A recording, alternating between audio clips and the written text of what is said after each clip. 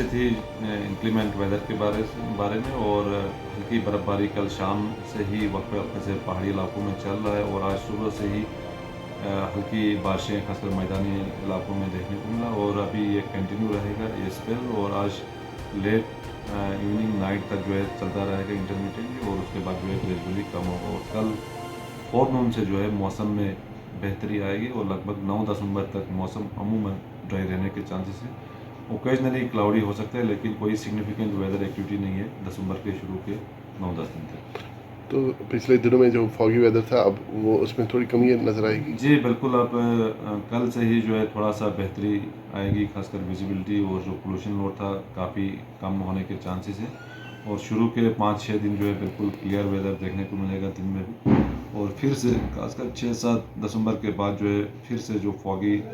Weather conditions थे वो फिर से रिडेवलप होगा, और फॉग लाइक कंडीशन जो है 6-7 के बाद फिर से यहाँ पे नमूदार हो सकता है। आज इंटरमिटेंटली खासकर हायर ईस्ट में हल्की बर्फबारी चलता रहेगा, और जिसके कारण जो है कुछ एक